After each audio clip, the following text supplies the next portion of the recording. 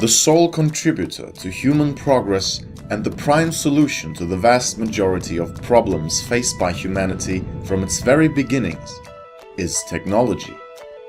To properly bring this point across, we first need to understand what technology is. The Oxford Dictionary defines technology as the application of scientific knowledge for practical purposes. In other words, technology incorporates all the ways we actively shape our environment through the application of our understandings of the natural world. All the things we take for granted in everyday life, from the heating which enables you to enjoy a steady room temperature independent of the environmental conditions, to a bottle which helps you to store and transport liquids, to the clothing you wear and the walls that surround you, are technology. The definition of technology, however, does not only apply to physical objects designed to serve a specific purpose. It also applies to the metaphysical, in the shape of understanding of the manufacturing, the usage and functioning of such objects, and the knowledge of techniques which are applied to shape the environment in a desired way. The domestication of wildlife, the cultivation of edible plants, the understanding of medicine, the induction of chemical reactions to yield energy or a desired substance, or the knowledge of the characteristics of a certain material which is needed to design goods efficiently, are all examples of what is considered technology. The means we use to develop an understanding of the natural world, and that therefore lays at the basis of development of any technology, is the scientific method. The underlying principle of the scientific method is to construct a hypothesis on the basis of observation or rationale, and then to verify or falsify this hypothesis through experimental means. The popular notion that science is reserved to academia and only takes place in elaborate labs is a fallacy. We incorporate the scientific method in our everyday life without realizing it. For instance, if we try out a different route on our way to work, we hypothesize that we will get there faster, and upon late arrival, we may falsify this hypothesis. With the previously stated definition of technology in mind, focusing on any problems humanity faced in its history, which derived from the clash of environmental conditions and the limitation of human biology, it becomes evident that the solution of those problems have always been offered by technology. However, the solutions to problems caused by internal human conflicts are less obvious. How could technology be applied to solve the conflict of two nations which rival to be the leading world superpower? How can technology solve the clash of two religious groups which are bound to combat each other due to the claims presented by their contradicting dogmata? The occurrence of such conflicts are usually due to outdated social paradigms which serve the interest of the governing power structures rather than the population, or only exist due to their self-preserving nature. The understanding of human biology, psychology, and sociology is the understanding of the natural world. Any social structure should always aim at maximizing the quality of the interaction of its people and the satisfaction of their needs, and should be designed based on this understanding. Therefore, the structure of society must also be considered technology and should be approached with the scientific method. Social conflicts must be seen as a flaw in the design of this social technology, and the scientific method must be applied to optimize its functioning. It is obvious that the application of technology does not only offer solutions, but often creates new problems. One only needs to consider the environmental implications of the extraction and burning of fossil fuels to realize this. In fact, some technology is even specifically designed for harmful purposes. Nuclear warheads, for instance, serve no practical purpose applicable to human progress. it is important to realize that technology in itself is not harmful. Rather, it is the erroneous application of technology which has destructive potential. With great power comes great responsibility. Therefore, we as a human community must understand the implications of applying certain technology and decide whether we should utilize it or look for alternatives instead.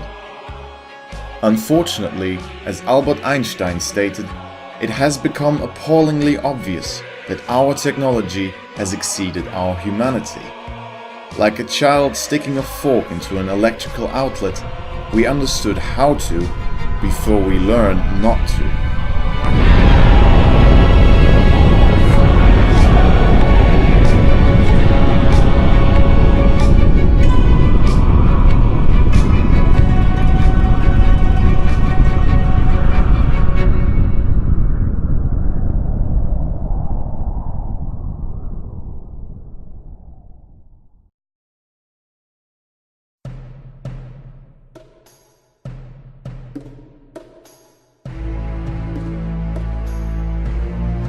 Not unlike our industrial technologies, which pollute our ecosystem, and our technologies of warfare, which destroy our habitats, our social technologies are the cause of tremendous death and suffering, by polluting our value system and destroying our life ground.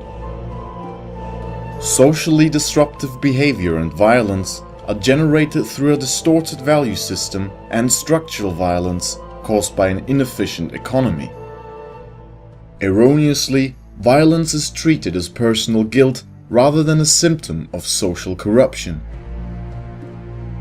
Poverty cannot be combated as profit-driven institutions in the corporate and financial sector are concentrating wealth in the hands of the very few while maintaining a scarcity of commodities and monetary wealth for profit. The resulting ever-increasing scarcity of the money supply forces the population into occupational submission. At the same time, poverty is being upheld by a distorted value system that allows the population to look the other way while millions of people die from starvation and preventable diseases every year. Moreover, this value system disorder is the cause of an epidemic of neuroses as it fuels feelings of inferiority, social anxiety, and mistrust, and taught generations an erroneous path to well-being.